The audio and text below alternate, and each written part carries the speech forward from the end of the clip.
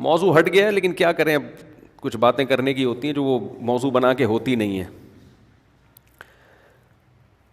ہم لوگ T V پہ دیکھتے ہیں, صحافیوں کو سنتے ہیں, سمجھتے ہیں نا,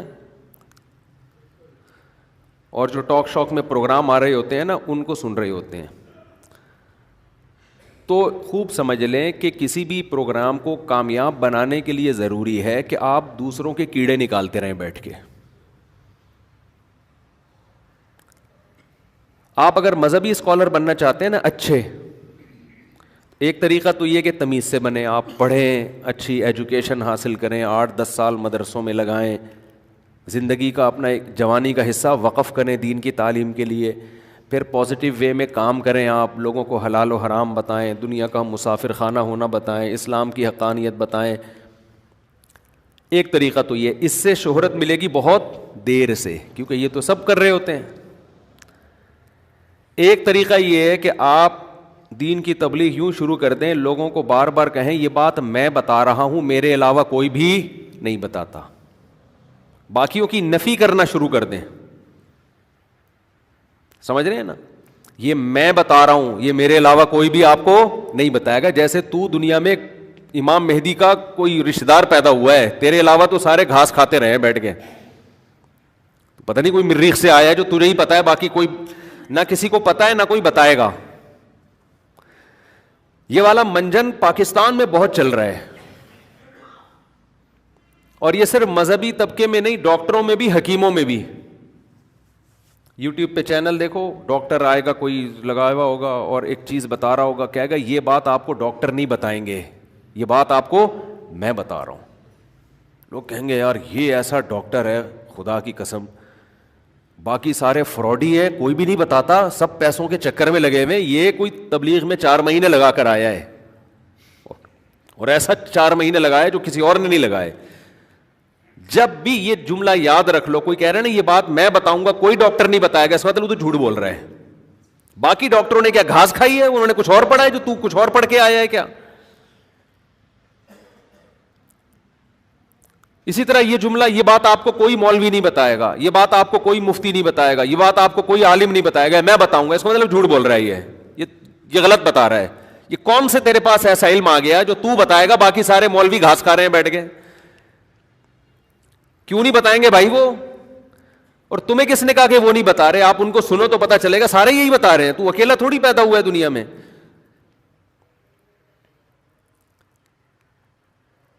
تو یہ منجن مارکیٹ میں کیا ہو رہا ہے, حکیموں میں بھی ہے. میں تو بار بار کہتا ہوں, جو حکیم پھینک رہا ہے نا بہت زبردست علاج کرتا ہوں میں نے یہ کر دیا, میں نے وہ کر دیا, سمجھ لو کہ اس نے الو بنانے کے علاوہ کچھ بھی نہیں کیا. تیرے پاس کوئی حکمت کا نیا علم آیا ہے بھائی, یہ تو طب یونانی ہے, صدیوں سے چلی آ رہی ہے, تو کوئی نیا منجن لے کر آیا, نیا چورن لے کر آیا ہے, وہی دوائیں ہیں, تو کیا لے کر آیا ہے. ہر حکیم کے پاس اچھے بھی ہیں, ایسا نہیں ہے سارے خراب ہیں, کچھ نہ کچھ کہانیاں ہوتی ہیں کہ وہ آغا خان نے ریجیکٹ کر دیا تھا, میں نے ٹھیک کیا, وہ فلانے نے, ہو سکتا ہے 100 میں 1 آدھ ٹھیک بھی ہو جاتے ہیں, لیکن ان کہانیوں سے متاثر نہ ہوا کرو. بولا کرو بھائی تمیز سے, جو چپ کر کے بیٹھ, جو علاج ہے نا وہ اس کو فوکس کر, یہ نہیں بتا اپنے فضائل, میں نے یہ کر دیا تو میں نے یہ کر دیا. تو بعض ڈاکٹر بھی یوٹیوب پہ ایسے ہیں, پہلے چونکہ ہر ایک تک رسائی نہیں تھی تو وہ آرام سے الو بنا لیا کرتے تھے. اب یوٹیوب پہ تو ہر چیز اوپن ہے نا, تو ان کے ویورز بھی بہت زیادہ بڑھ رہے ہیں, اور وہ اکثر یہ کہ یہ کوئی ڈاکٹر نہیں بتائے گا یہ بات, کوئی نہیں, کیوں نہیں بتائے گا بھائی, کیوں. تو اسی طرح یہ مذہب میں تو بہت ہی زیادہ ہے, کوئی نئی چیز مارکیٹ میں لائی جاتی ہے اور کہتے ہیں یہ مولوی لوگ آپ سے چھپائیں گے. ابے تو نے جس کتاب میں پڑھا ہے وہ بھی تو مذہبی لوگوں نے لکھی ہوئی ہے, چھپانی ہوتی تو کتاب میں لکھتے کیوں. پھر پڑھائی جا رہی ہے, مدرسوں میں پڑھائی جا رہی ہے, یونیورسٹیوں میں پڑھائی جا رہی ہے, آپ نے 4-6 آدمیوں کو دیکھ کے فیصلہ کر لیا کہ سارے ایسے ہی ہوتے ہیں. دنیا میں چلے ہو, پھرے ہو, دیکھا ہے دنیا میں کیا ہو رہا ہے. بار بار میں ایک بات کہتا ہوں کہ جیسے 2 4 2 نمبر ڈاکٹروں کو دیکھ کے یہ نہیں کہا جا سکتا کہ سارے ڈاکٹر غلط ہیں. 2 4 2 نمبر حکیموں کو دیکھ کے یہ نہیں کہا جا سکتا سارے حکیم غلط ہیں. 2 4 2 نمبر مولویوں کو دیکھ کے بھی نہیں کہا جا سکتا کہ سارے کیا ہوتے ہیں؟ 2 نمبر ہوتے ہیں. چند کرپٹ مدارس کو جس میں محتمم کا مقصد پیسے کمانا ہو، ان کو دیکھ کے یہ نہیں کہا جا سکتا کہ دینی ادارے غلط ہوتے ہیں. بھائی غلط بھی ہوتے ہیں، صحیح بھی ہوتے ہیں. تو منجن بیچنے کے لیے یہ طریقہ صحیح نہیں ہے کہ سارے مولوی چھپاتے ہیں حق کو. میں بتا رہا ہوں.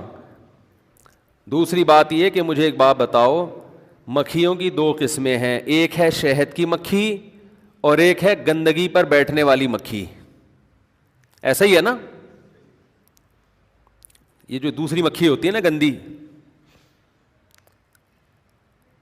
تو اچھی کون سی مکھی ہوتی ہے؟ شہد. اس سے گھن نہیں آتی نا انسان کو. وہ کہاں بیٹھتی ہے؟ گندگی پر یا پھولوں پر؟ وہ پھول، ہمیشہ پھول تلاش کرتی ہے. اور ایک مکھی یہ ہوتی ہے جو عام مکھی ہوتی ہے، یہ ہمیشہ کیا تلاش کرتی ہے؟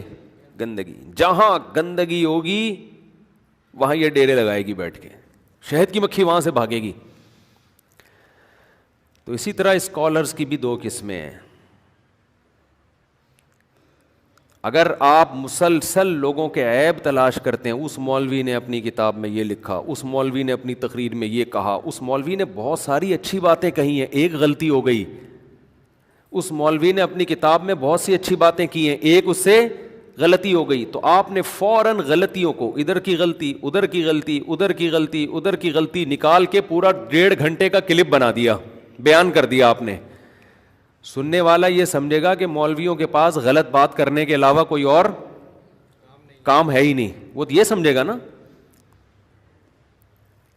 اس کی مثال ایسے، میں کتاب لکھوں اور اس میں ڈاکٹروں کے حالات جمع کروں کہ ایک دفعہ ایک ڈاکٹر کے پاس ایک بخار کا پیشنٹ گیا، اس نے ٹیکہ لگایا، فائدے کے بجائے ری ایکشن ہوا، وہ مر گیا.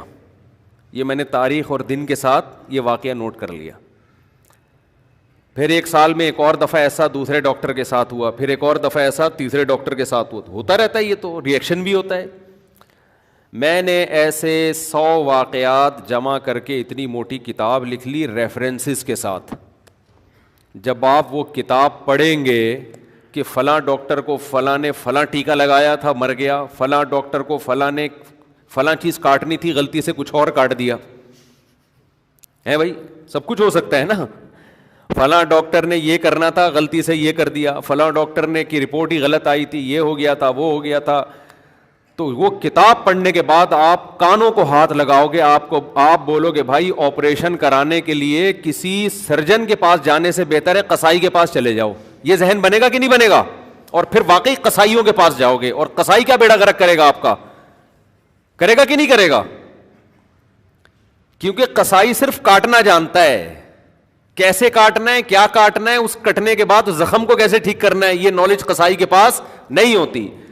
تو جب آپ ایسے لوگوں کو سنتے ہیں جو علماء کے کیڑے ہی نکالتے رہتے ہیں بیٹھ کے، فلاں نے اپنی کتاب میں یہ لکھا تو فلاں نے یہ لکھا تو فلاں نے یہ لکھا تو فلاں نے یہ لکھا، اور وہی سنتے رہتے ہیں، تو آپ دین سیکھنے کے لیے پھر علماء سے بدگمان ہو جاتے ہیں، پھر علماء کے بجائے جاہلوں کے پاس جاتے ہیں. حشر وہی ہوتا ہے جو آپریشن کروانے والے کا قصائی کے پاس جانے سے حشر ہو. اور یہ میں اپنی طرف سے نہیں کہہ رہا، بخاری کی مسلم کی حدیث ہے، نبی صلی اللہ علیہ وسلم نے فرمایا ان اللہ لا يقبض العلم انتزاعا من صدور العلماء، اللہ قرب قیامت میں علم کو اٹھائے گا. تو ایسے نہیں کہ علماء کے سینوں سے علم اٹھنا شروع ہو، وَلَكِنْ يَقْبِضُ بِقَبْضِ الْعُلَمَاء، اللہ علماء کو اٹھانا شروع کر دے گا، علماء آہستہ آہستہ دنیا سے جانا شروع ہوں گے. فَإِذَا لَمْ يَبْقَ عَالِمٌ اتَّخَذَ النَّاسُ جُهَّالًا رُؤُوسًا، جب دنیا میں علماء ختم ہو جائیں گے تو لوگ جاہلوں کو اپنا سردار بنانا شروع کر دیں گے. یہاں بھی یہ نہیں ہے کہ ڈائریکٹ قرآن حدیث کو فالو کریں گے، نا نا نا نا نا نا. لوگوں نے تو کسی کو فالو کرنا ہوتا ہے. جاہل آدمی قرآن حدیث کا لیبل لگائے گا اور فالو کس کو کرنا شروع کریں گے لوگ؟ اس جاہل کو. اور سمجھ کیا رہے ہوں گے ہم کس کو فالو کر رہے ہیں؟ قرآن و حدیث کو.